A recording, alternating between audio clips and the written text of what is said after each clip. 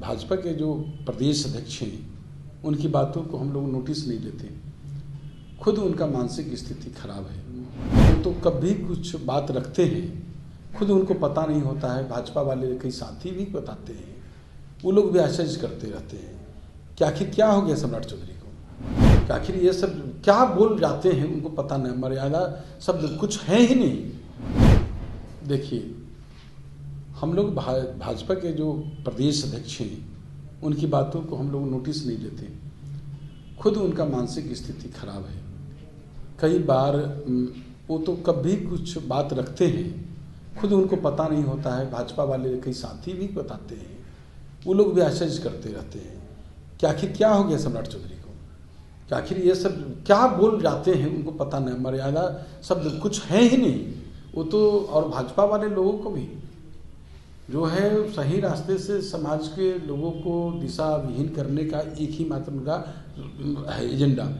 विकास का तो कोई एजेंडा है नहीं भाजपा वाले लोगों के पास, न उनके आलाकमान के पास है। आप याद करिए ना, जब उनके आलाकमान ही 14 में उन्होंने क्या कहा लोकसभा चुनाव में, 19 में उन्होंने क्या कहा, अब तो 2024 का दस्तक दे गई, लोकसभा चुनाव का दस्तक दे रही है।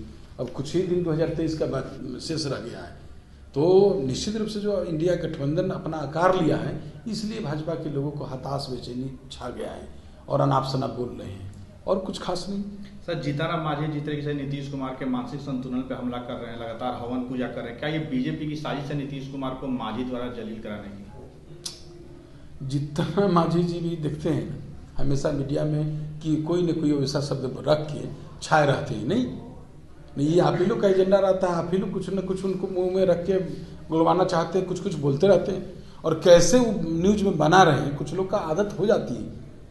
हमारे सरकार में भी थे, हमारे साथ भी थे, तो किस तरफ से जो आज शराबबंदी को लेके इतना बड़ा अभियान चलाया गया, और शराबबंदी का सकारात्मक जब परिणाम जब देखेंगे तो बहुत परिणाम मिलेगा। नहीं, क्राइम मैंने सब चीज़ पर, रोड एक्सीडेंट पर, चाहे जो घर की हालात थी लोगों का, सब चीज़ में सुधार हुआ शराबबंदी के लिए।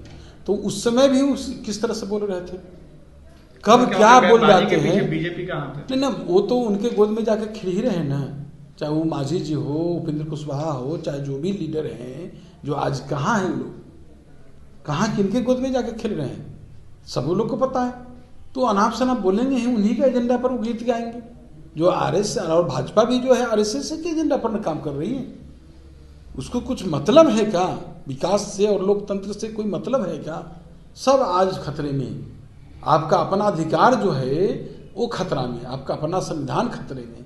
आज बाबा साहब का दिन है, नहीं महापरिनिर्वाण दिवस है, इस दिन पर हम क्या बोले, लेकिन ये बिल्कुल संविधान बचाने की जरूरी है, एकदम लोगों को सचेत करने की जरूरी है। और अपना जो बाबा साहब ने, जो भीमराव अम्बेडकर साहब ने जो संविधान दिया, उसके माध्यम से एक वोट अधिकार दिया, एक वोट देने का मौलिक अधिकार दिया, वो सब खतरे में है, उसको बचाने की जरूरत है। कल सुनेंगे ना सीएम नीतीश कुमार के खिलाफ खूब गरजेंगे तमाम एनडीए के नेता, मिलर ग्राउंड में ही होगा, आपके कार्यालय के बगल में। अरे उसके एनडीए नेता को गरजने से यहाँ बिहार में कोई प्रभाव पड़ने वाला है? अब देखिए ना, 24 में जो महागठबंधन सब एकजुट हो रहा है ना, एकजुट होकर लड़ रहा है, लड़ेंगे महागठबंधन के तमाम लीडर लड़ेंगे चुनाव।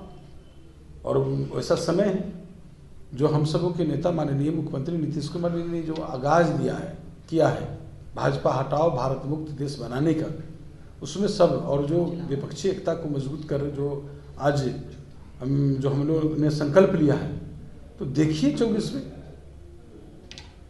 में पता चलेगा। जो यहाँ देश की जनता को भाजपा वाले लोग जो ठग के आए, छल के आए, वो देश की जनता सिखाएगी 24 में। आज बाबा साहब भीमराव अम्बेडकर साहब का महापरिनिर्वाण दिवस के अवसर पर उन्हें नमन करते हुए मैं यही कहना चाहूँगा इस अवसर पर कि भारतीय लोकतंत्र सदैव बाबा साहब का ऋणी रहेगा। भारतीय लोकतंत्र को वास्तविक और जो शक्ति प्रदान की गई और बाबा साहब के द्वारा उदार बनाया गया, और बाबा साहब ने संविधान, भारतीय संविधान के माध्यम से जो लोगों को एक वोट देने का अधिकार दिया, जिस कारण जो है शोषित, वंचित, उपेक्षित सब समाज को जो उन्होंने आरक्षण के दिया, जिस कारण जो है भागीदारी सदन में भी, संसद में भागीदारी देने का काम किया। वो उस रास्ते पर चलते हुए हमारे नेता माननीय मुख्यमंत्री नीतीश कुमार जी ने पंचायती राज, त्रिस्तरीय पंचायती राज में उन्होंने आरक्षण का प्रावधान किया।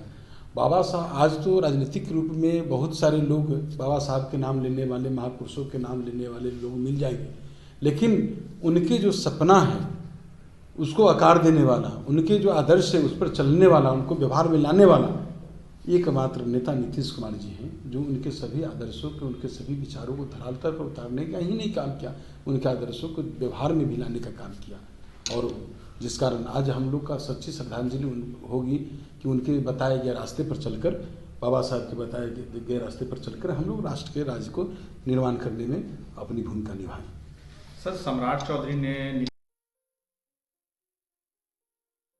ये लो मुंह मीठा करो, आज मैंने अपना जॉब छोड़ दिया, अब हम पूर्णिया वापस जाएंगे। जॉब छोड़ दिया है? मतलब ये घर कैसे चलेगा? हम करेंगे क्या? और माँ बाबूजी क्या बोलेंगे? इसलिए मैं एक और मिठाई का डब्बा लाया, अपने बिजनेस के लिए लोन अप्रूव हो गया। अरे लोन अप्रूव हो गया वो तो ठीक है, लेकिन पूर्णिया में हम रहेंगे कहाँ? अपना घर भी तो नहीं है वहाँ। इसलिए तो एक और मिठाई का डब्बा अलग से लाया हूं। हमने पूर्णिया में घर ले लिया है, पूर्णिया के ई होम्स पैनोरमा में।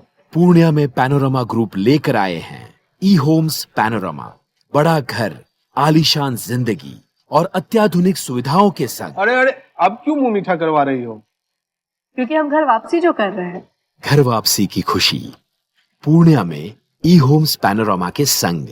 ई homes panorama, luxurious lifestyle redefined.